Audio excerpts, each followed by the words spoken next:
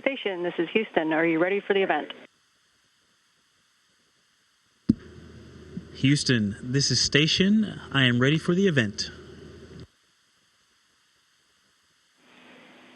Smithsonian National Air and Space Museum and the National Museum of African American History and Culture. This is Mission Control, Houston. Please call station for a voice check.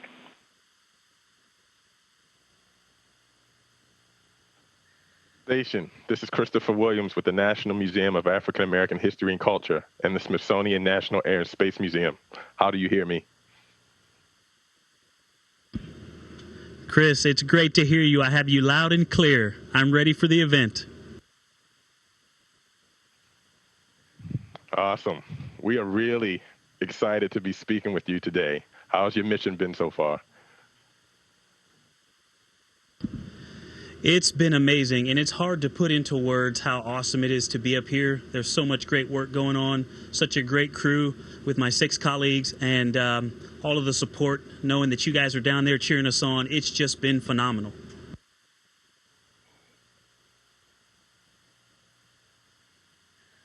Hi, Victor. It's Beth. I wanted to know if you could tell us about the science that's being done on the station right now.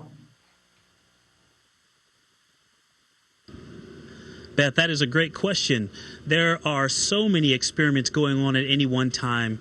When I first got here, I was fortunate to participate in science projects that are research projects that are looking at the effects of microgravity on our ability to sense and perceive orientation and our motor skills. There are also payloads outside that are running around the clock that are sensing our atmosphere, that are looking at different places on the planet, as well as taking imagery, multispectral imagery of our planet. And there's a whole host of other things, as well as the basic human research that is going on us all of the time to find out how we can continue to be more efficient and effective while we work and live in space safely. Great question. Victor, this is Marty. We've got a bunch of pre-taped student questions from kids around the country. Here is your first question. Hi, my name is Violet from Cartersville, Georgia, and my question is, we all loved watching Baby Yoda make an entrance on the International Space Station. Why was he along for the trip?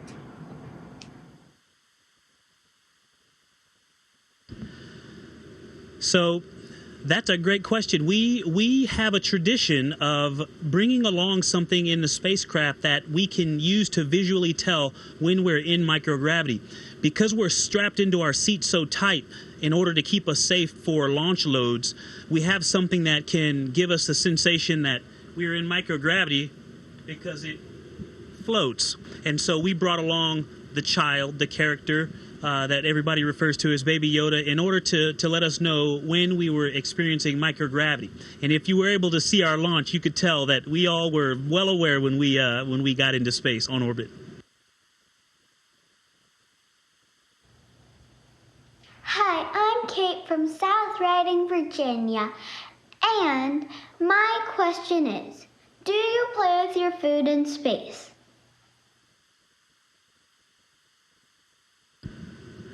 Kate, that is a great question because I always play with my food in space. It's hard not to. You have to think about your food because it's also really easy to lose track of it and let some go floating off away. So you have to be careful to not make a mess, but it's so much fun to eat in space, and so I try to play with my food at every meal. Hi, I'm Bella from Fort Owens, California, and my question is, what are the colors like when you look out the window at Earth?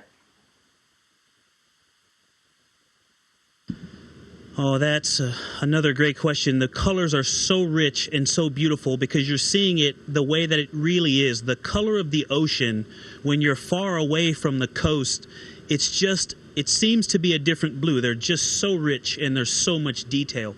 It really is different than any picture or video that I've seen to see it with your own eyes and just a thin pane of glass between you and outside. It's amazing. I think you should get up here and see it for yourself.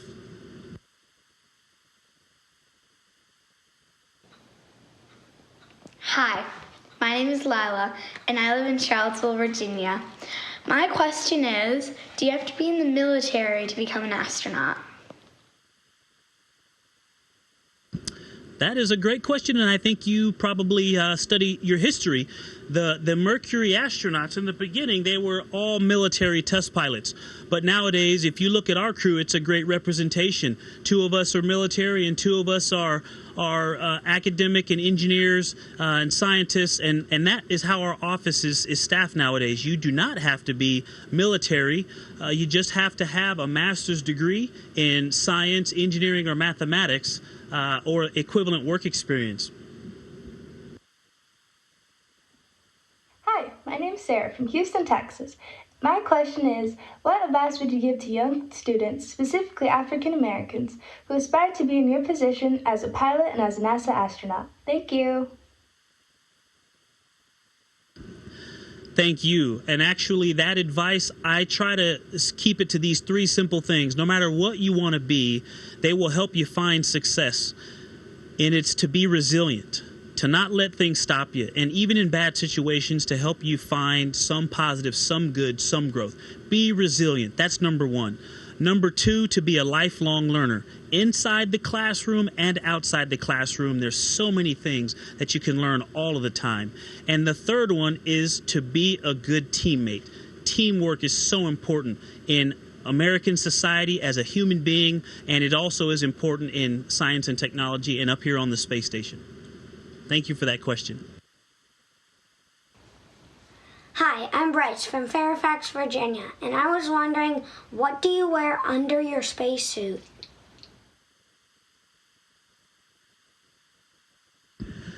Well, it depends on what kind of spacesuit we're talking about.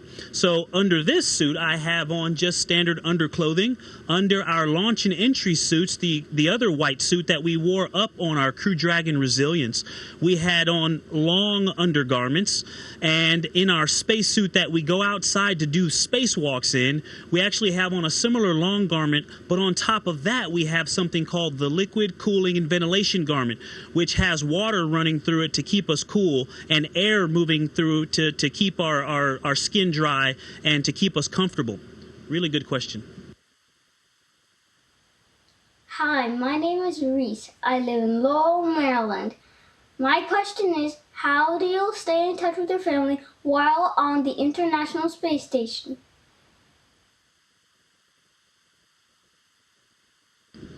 I lost a part of that, and I think you were asking how I keep in touch with family while I'm on the space station. We have computers that we can send emails, and people can send emails to us.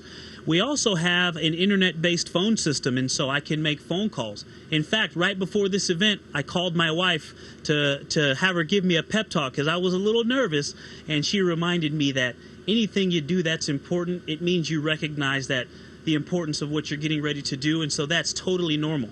And so it's really amazing how easy it is for us to keep in touch with our families from the International Space Station. Hello, my name is Charlie Martin. I'm from Annapolis, Maryland. I wanted to know what it's like floating and working in space.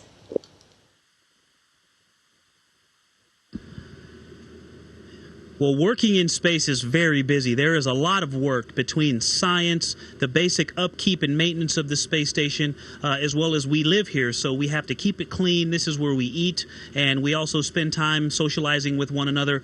Floating on the space station is great, but again, it is something you have to pay attention to, like eating, because we have a saying in aviation, slow is smooth and smooth is fast. And I've been trying to do that, but sometimes I get going with a little bit of speed and it can be hard to stop. So I've bumped into quite a few things, but I'm working on it. I'm practicing, but it's great. Floating in space is really awesome. My name is Seanya Brown. I'm from Philadelphia, PA. My question is, when you get back to Earth, how long does it take before you can walk? That is a great question, and since this is my first time flying in space, I'm hoping that it's going to be very quick. You may have seen Bob and Doug on the first Crew Dragon mission, they flew home, and that same day they walked off the airplane and actually sat through a press conference. So I really hope that I can fly home from launch and that same day walk off that airplane. That's going to be my goal, that same day that we land, to be able to walk. Good question. Hi, my name is Felix, and I'm from Stuttgart, Germany. My question is, how important is teamwork to being an astronaut? Wow. I could spend this whole time talking about the importance of teamwork. It is absolutely vital. From the 4 of us that flew up on our Crew Dragon training during a pandemic, it was very evident how important it was for us to think about and take care of one another. We had to live together and eat together because of some of the restrictions due to training in a pandemic.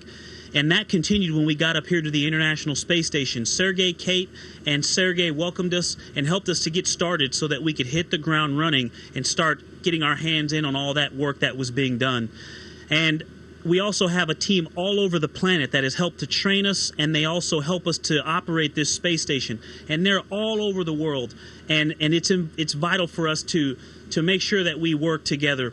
And also, like I mentioned earlier, I called my wife prior to this event.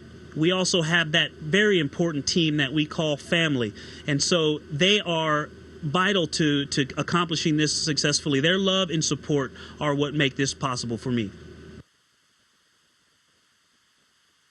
Hi, I'm Tammy Adams, principal of Horace Mann Elementary School in Oakland, California. And we want to know, how long did you study before going into space? Well, let's see.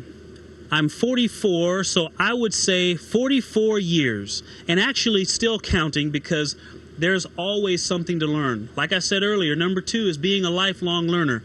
And this job, the one constant is that you're going to always have to learn something. As spacecraft technology changes, scientific instrumentation changes, or just the configuration of our space station changes, there's always something to learn. We may be getting ready to go on a spacewalk very soon, or getting a bunch of new science and other equipment on the SpaceX Cargo Dragon that's coming up, and both of those things are going to be something that I'm going to have to spend some time studying for, and already have been studying for.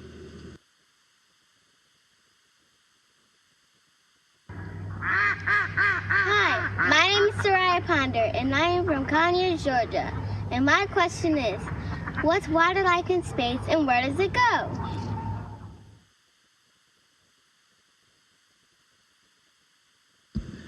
Water in space is pretty amazing. It almost seems as if it's living. Now, our air conditioning system doesn't just control temperature, it controls humidity. And so it can pull in any moisture and then put it into a system that cleans it and makes it able for us to drink. But watch this. This is my water bag, and I'm going to let a little bit of water out. And you see, if I was to do that on Earth, it would make a bigger mess than I'm making right now. But you see that droplet that's just floating there? I can drink it right out of the air without it falling on the ground. It's pretty amazing. Like I said, I always play with my food up here.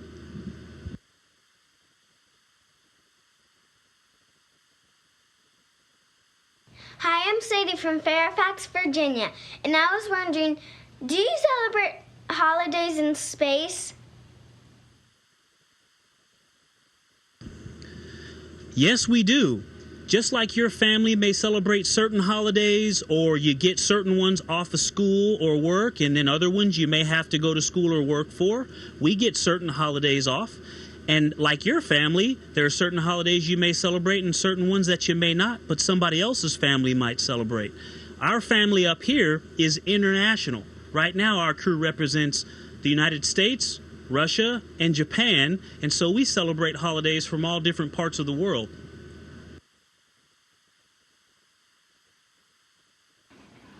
My name's Christian from Fort Irwin, California, and my question is, do you dream in space?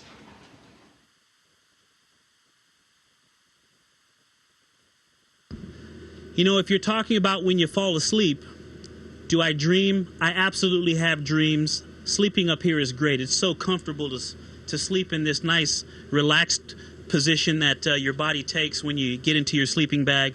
But you know what? I also dream when I'm awake. I stare out that cupola window at our beautiful planet and imagine being in some of the places I've never actually set foot on, but being able to fly overhead. I am sitting in that window or those windows and daydreaming.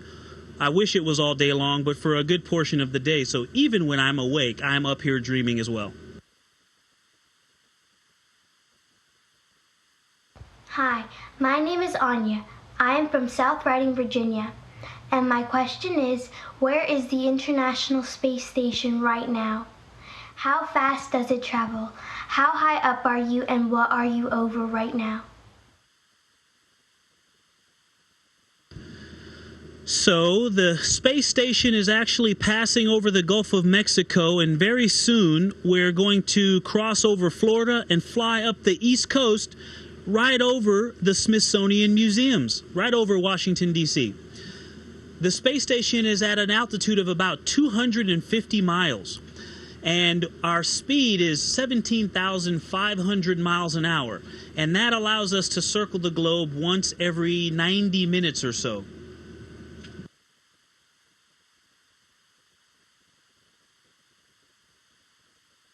Hi, my name is Freeland Williams.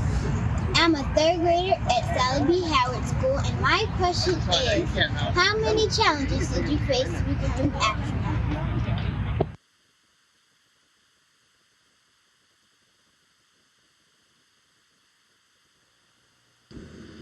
Is it possible to repeat that question? I couldn't understand what that question was.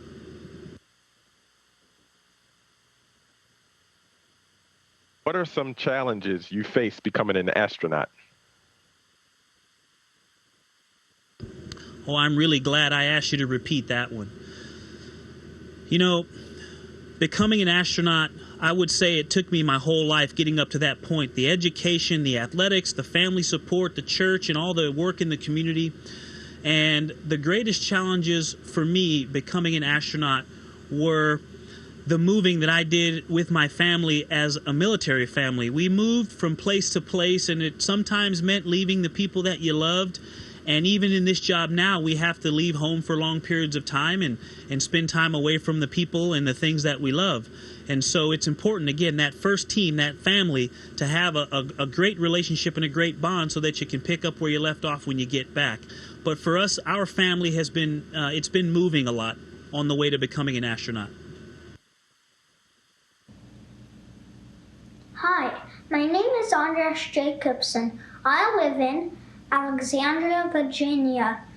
My question is, do your muscles act different in space?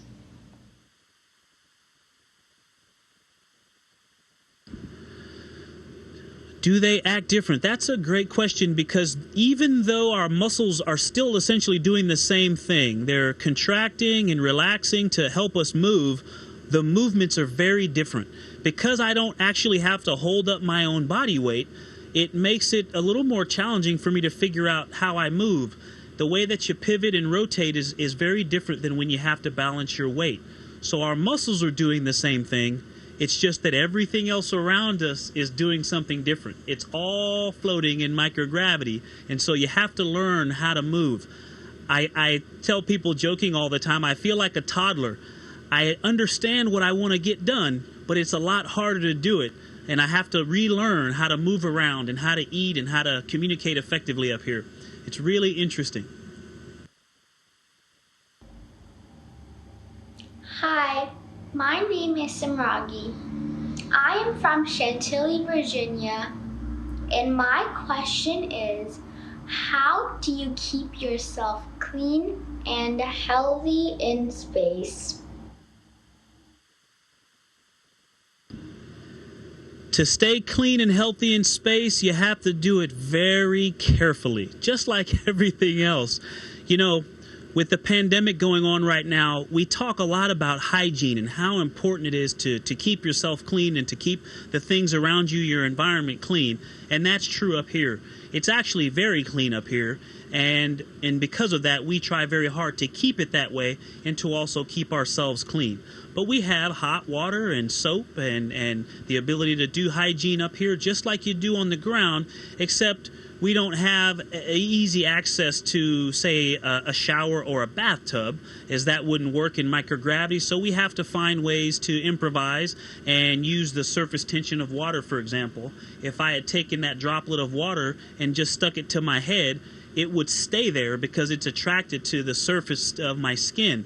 And I can then put a little bit of soap there, and I can rub it in and then wipe it off with a towel to clean, or I can shave to cut my hair.